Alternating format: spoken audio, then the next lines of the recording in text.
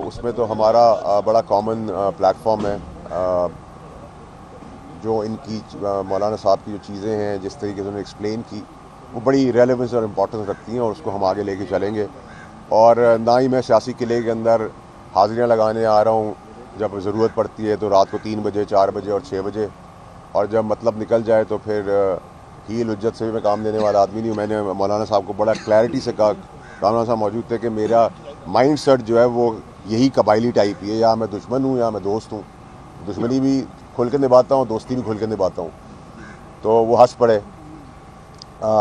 تیسری چیز یہ کہ میں نے ان سے سیاسی طور پہ آگاہی کی، اپنی علم کے اندر سیاسی طلاقوں سے لے کر، سیاسی عدت سے لے کر، سیاسی رجوع سے لے کر، سیاسی خلے سے لے کر، وہ ساری چیزوں کی میں نے اپنی تعلیمات بڑھائیں۔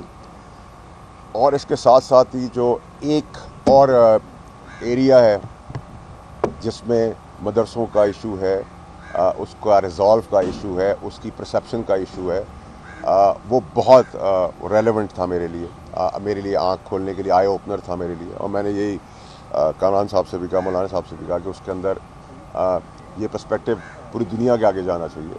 اور انہوں نے گورنمنٹ سے ریلیٹڈ، باقی پولیٹیکل پارٹیز کے ریلیٹڈ، اور ہمارا ماننا بھی ہے کہ مولانا صاحب جیسے شخصیت کے جو مالک ہیں، جن کی دور اندیش سیاست ہے، ان کا ابھی بڑا امپورٹنٹ کردار ہے نفرت کی سیاست کو ختم کرنے میں، راستہ بنانے میں، پانی کی طرح کوشش کر کے مشکلات سے نکالنے میں، اور سب کو کنسالیڈیٹ کر کے سب کو ایک جمہوریت کے اندر سکون کے تحت نفرت سے ہٹ کے آگے بڑھنے کی ضرورت ہے۔ اور میں سمجھتا ہوں کہ مولانا صاحب سے میں نے اس کی بھی گزارش کی، اس کی بھی ریکویسٹ کی، اور میں سمجھتا ہوں کہ ہم سب کو مل کر پاکستان کے لیے کنسنسس پیدا کر کے one one one one one one situations جو ہیں وہ سب کے لیے بنانی چاہیے۔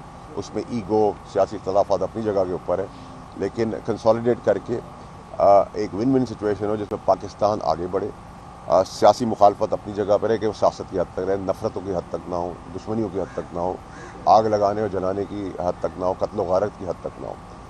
اور مجھے پتہ ہے کہ آپ لوگ مجھ سے ایک سوال کرنا چاہتے ہیں، اس کا تو میں جواب دے نہیں سکوں گا۔ جو میرا حصہ مولانا صاحب کا اکیلے تھا، میں صرف اس میں آپ کو صرف ایک ہی مثال دوں گا تاکہ آپ کے لیے آسان ہو جائے سمجھ کرنے کے لیے، کہ سمجھدار کو بھی سمجھ آئے۔ سمجھ کے سمجھنا بھی ایک سمجھ ہے، سمجھ کے سمجھ کو سمجھو، سمجھ کے سمجھنا بھی ایک سمجھ ہے، سمجھ کے جو نہ سمجھے وہ میری سمجھ میں نہ سمجھ ہے۔